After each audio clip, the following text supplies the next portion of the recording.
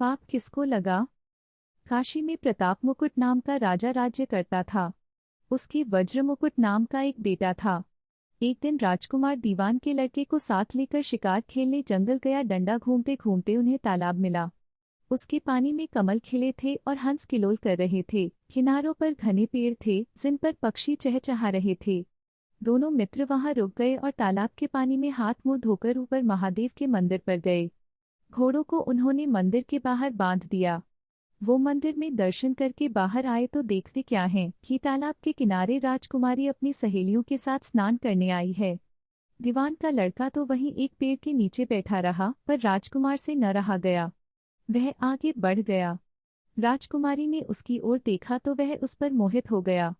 राजकुमारी भी उसकी तरफ देखती रही। फिर उसने किया क्या कि जूड़े में से कमल का फूल निकाला, कान से लगाया, दांत से कुतरा, पैर के नीचे दबाया और फिर छाती से लगा, फिर छाती से लगाया, सखियों के साथ चली गई। उसके जाने पर राजकुमार निराश हो अपने मित्र के पास आया और सब हाल सुनाकर बोला, मैं इस राजकुमारी के बिना नहीं रह सकता, पर मुझे न तो उसका नाम मालूम है न ठिकाना। वह कैसे मिलेगी। दीवान के लड़के ने कहा, राजकुमार आप इतना घबराएं नहीं, वह सब कुछ बता गई है। डंडा राजकुमार ने पूछा, कैसे। वह बोला, उसने कमल का फूल सिर से उतारकर कानों से लगाया तो उसने बताया कि मैं कर्नाटक की रहने वाली हूँ। दांत से कुतरा तो उसका मतलब था कि मैं दंतबाट राजा की बेटी हूँ। पाँव से दबाने का अर्थ था कि मेरा नाम पद्मावती है, और छाती से लगाकर उसने बताया कि तुम मेरे दिल में बस गए हो। डंडा इतना सुनना था कि राजकुमार खुशी से फूल उठा।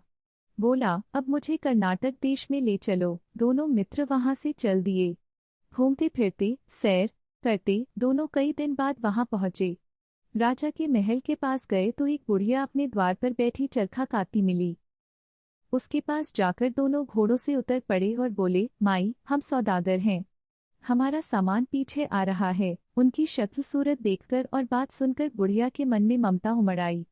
बोली, बेटा तुम्हारा घर है, जब तक जी में आए रहो। दोनों वहीं ठहर गए। दीवान के बेटे ने उससे पूछा, माई तुम क्या करती हो, तुम्हारे घर में कौन कौन है, तुम्हारी गुजर कैसे होती है। बुढ़िया ने जवाब दिया, बेटा मेरा एक बेटा है जो राजा की चाकरी में है। मैं राजा की बेटी पद्मावती की धाई थी। बूढ़ी हो जाने से अब घर में रहती हूँ। राजा खाने पीने को दे देता है। दिन में एक बार राजकुमारी को देखने महल में जाती हूँ। राजकुमार ने बुढ़िया को कुछ धन दिया और कहा, माई कल तुम वहां जाओ तो राजकुमारी से कह देना कि जेठ सुदी पंचमी को तुम्हें तालाब पर जो राजकुमार मिला था वह आ गया है। अगले दिन जब बुढ़िया राजमहल गई तो उसने राजकुमार का संदेशा उसे दे दिया। सुनते ही राजकुमारी ने गुस्सा होकर हाथों में चंदन लगाकर उसके गाल पर तमाचा मारा और कहा, मेरे घर से निकल जा डंडा।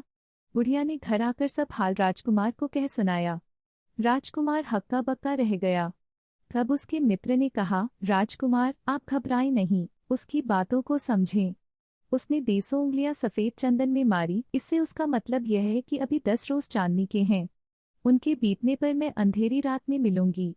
10 दिन के बाद बुढ़िया ने फिर राजकुमारी को खबर दी तो इस बार उसने केसर के रंग में 3 उंगलियां डुबोकर उसके मुंह पर मारी और कहा, भाग यहाँ से। बुढ़िया ने आकर सारी बात सुना दी। राजकुमार शोक से व्याकुल हो गया। दीवान के लड़के ने समझाया, इसमें हैरान होने की क्या बात है। उसने कहा है कि मुझे मासिक धर्म हो रहा है, 3 दिन और ठहरो।